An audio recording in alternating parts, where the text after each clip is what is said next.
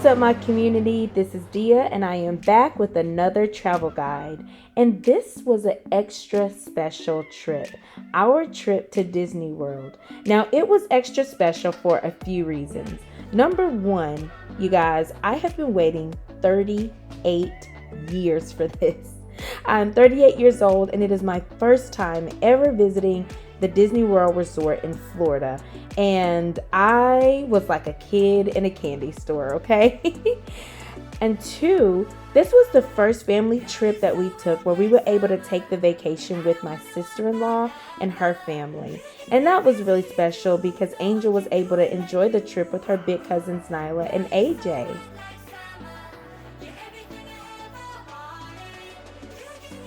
And during this trip, we also celebrated 3 birthdays. My husband's birthday, my sister-in-law's birthday, and my daughter Angel's birthday. All 3 birthdays took place in this exact same trip. So this is how we started out our trip. Day 1, we arrived at our destination and celebrated the birthday boy. We stayed at the Disney All-Star Movie Resort. Now, the Disney All-Star Resorts are intended to be more of a affordable option, I believe, to stay on the Disney's estate and still have access to certain amenities such as having shuttle service to the parks. There are 3 themed options for staying at the All-Star Resorts. There's the All-Star Movie Resort where we stayed, All-Star Sports, and the All-Star Music. I thought it was a really nice touch. They gave us buttons for it being our first time there at staying at Disney World. And there was also buttons that they gave to the birthday peeps. So I thought that was really nice touch. Now I forgot to do a room tour, but the rooms looked pretty similar to these that I pulled off of their website. There were 2 beds in the room and one was a fold-out bed, a pretty cool fold-out bed. The rooms were decently spacious and a pretty good stay there. The hotel had other amenities like gift shop, an arcade, there was a pool there, a food court. So there was quite a bit there that you didn't necessarily need to go off campus to do things. However, one thing we quickly discovered was that the food in the food court, in my opinion, was mostly like cafeteria food. And we were not with that. So we ate off the campus for the majority of our stay because we just were not about that life. So after linking up with our family, we all headed to the Disney Springs for a night out. Disney Springs is an outdoor shopping, dining, and entertainment complex at Walt Disney and is a great family-friendly option for lots of fun if you don't want to go to the parks. There's kids rides, a movie theater, food trucks, and so much more. We walked the premises, did a little window shopping, took photos with the princesses, ran into a volcano, and checked out some cool sculptures made with Legos. It was a really fun, laid-back night. Now, day 2, we visited the Peppa Pig theme park. Now, the Peppa Pig theme park is a separate park away from the Disney Resort, but it's right near the Legoland. My daughter is a huge Peppa Pig fan, so she was extremely excited. But secretly, I was pretty excited myself.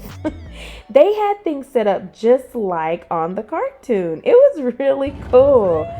There were rides and games to play and a lot more. Now, one thing that wasn't so pleasant was the crucial heat. The sun was beating down and the park had very little shaded areas. The heat was real. Luckily, out of all of the different spaces that they had in the park where you could go and catch a break, they actually had a cinema that was air conditioned. And they had beanbag seating so the kiddos could watch Peppa on the big screen. So that was a nice reprieve from the heat. The highlight of this visit was the Peppa Pig show that came complete with the photo op with Peppa Pig and George. We absolutely enjoyed that.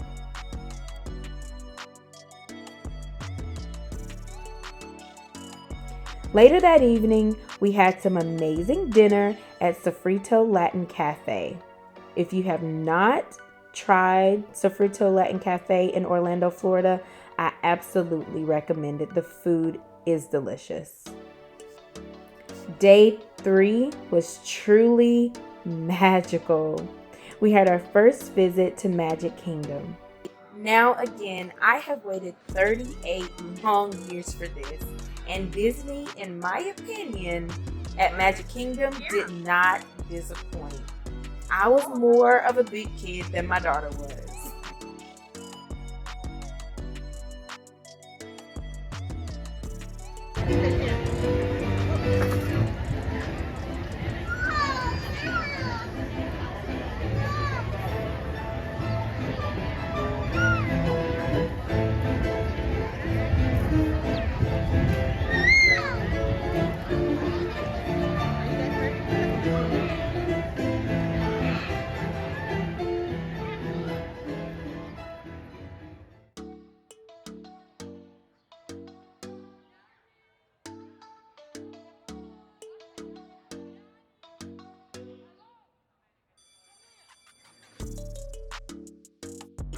We had an opportunity to experience the underwater adventures of Ariel and all the characters from The Little Mermaid.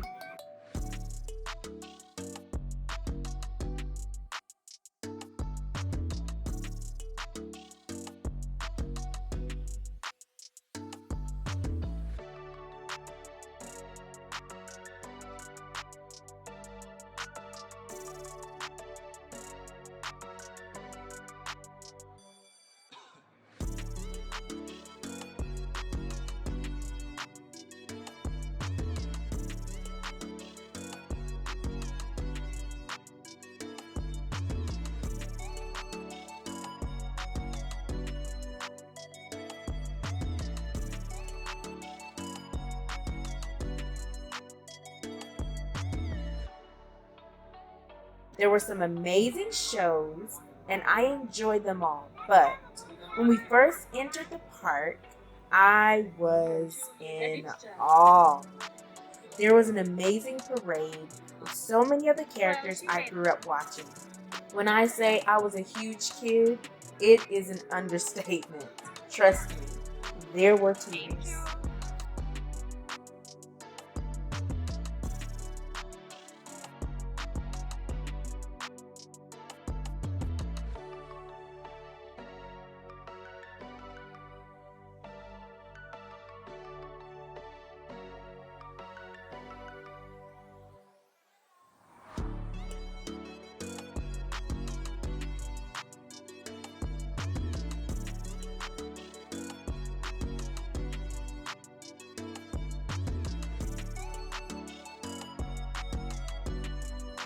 The kiddos got an opportunity to take pictures with Cinderella and some of the other princesses. And we spent time in the circus. And I am certain this is where we contracted COVID. After hundreds of us piled into the souvenir shop to take cover from the rain.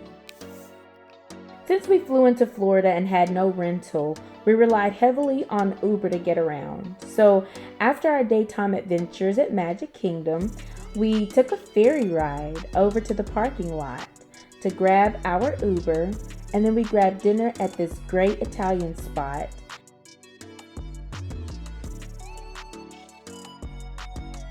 Then headed back to Magic Kingdom for some amazing fireworks.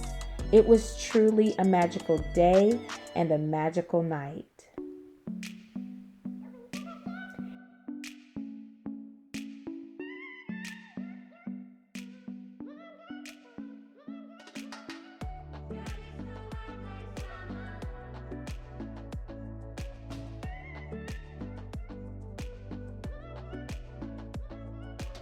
A couple of things to note about our day at Magic Kingdom is, one, it was a really hot day, as you can imagine. I mean, it was July in Florida, so a hot day. And hydration was a must. The gentleman that helped us through the security check line gave us a tip for saving money on water. Instead of spending your lifetime savings on bottled water, instead you can go to most restaurants in the park and ask for a cup of water and get it for free. So luckily, we have brought in our own water bottles and used these free cups of water to stay filled up and hydrated. So that was a nice little save. Secondly, I would say buyers beware. Do not buy the Lightning Lane Pass. My husband purchased the Lightning Lane Pass thinking it would be a quick way for us to get through the lines with our kiddos, but using the Lightning Lane Pass was so convoluted. You had to wait 2 hours after you reserve a ride through the app. You had to wait 2 hours before you could use the Lightning Lane to reserve another ride. So basically, through the whole day, we ended up standing in the lines to get in on the rides rather than using the Lightning Lane, because after we used it one time, we had to wait 2 hours before we could use it again to reserve a ride.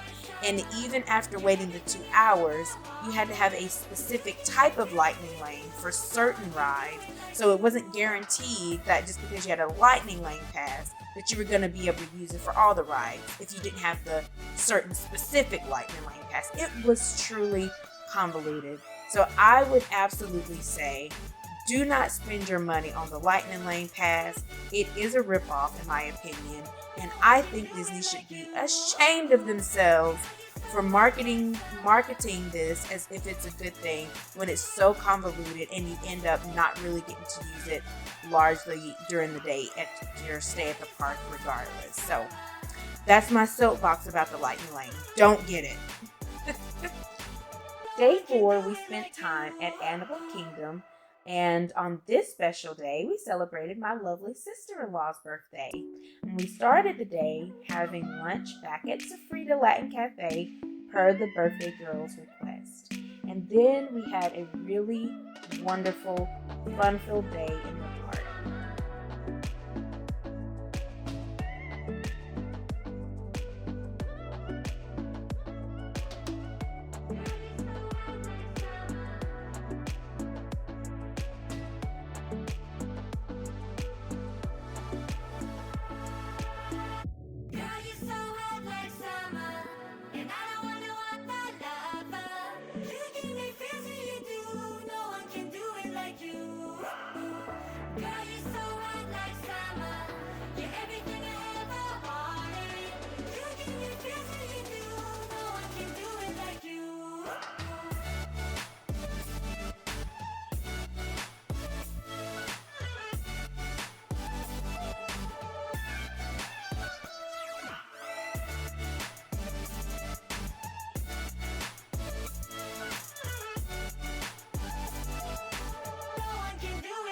The highlight of this day was hands down the Festival of the Lion King show.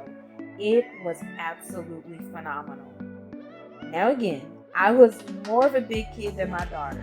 This little girl could care less about the Lion King show. She wanted her iPad.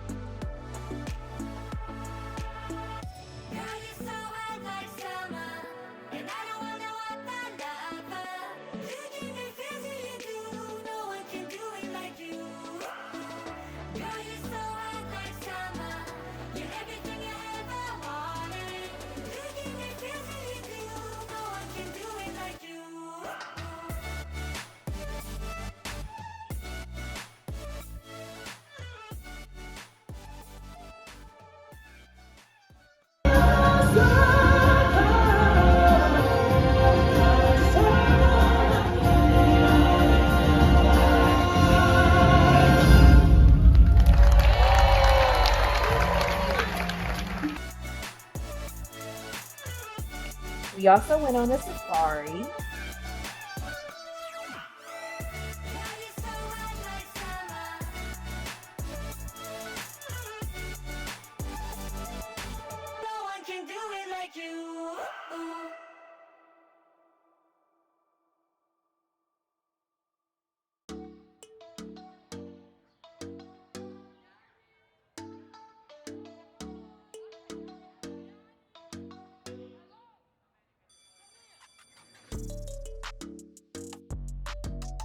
And we ended our day at Animal Kingdom checking out the Avatar ride, which I thought was really cool. There were no special dinner plans that night. We just ordered some Papa John's and called it a night.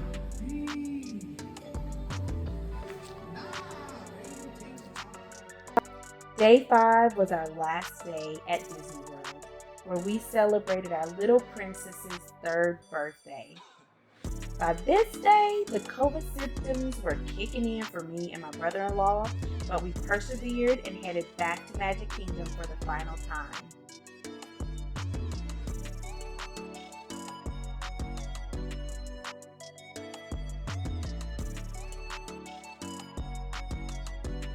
We grabbed cupcakes so that we could celebrate our little princess's birthday. We rode a few rides. And we stopped for a photo session with Mickey before heading home.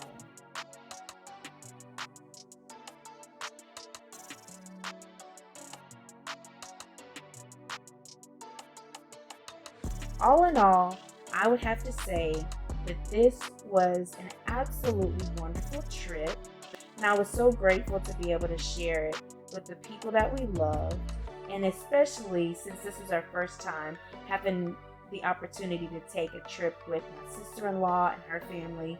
It was really, really special. Now, there's a few things. If I had any advice to anyone who might say, well, Dia, what was your takeaway? What is any advice you would give us for Disney World? Because I mean, obviously, I know there's plenty of videos out there about Disney World that tells you tips and tricks and all of that. So if I were going to add to that, there's just 4 main things I think I would share in this video. 1, again, do not purchase the Lightning Lane, you guys. It is a ripoff. 2, if you're going to visit the Peppa Pig Park while you're down in Orlando, bring an umbrella. It is hot and there's not a lot of shade. Number 3, don't purchase water in the parks. Just see where you can get some free cups of water. Bring a bottle of your own and just fill it up with those free cups of water. Save yourself a couple bucks because it's already an expensive trip as it is. And 4, I don't know that we plan to stay on any of the Disney resorts when we return at some point in the future, because outside of having the shuttle, which actually was a nice benefit, but outside of that, we still ended up spending money to eat out because we weren't, too impressed with the food there at the food court. And looking around, there are other really nice hotels that we could stay at that are either equally as expensive or maybe even a little less expensive. So we're not completely convinced that we'll stay on the Disney resorts when we return, but not unless Disney wants to sponsor us a trip, we'll take it.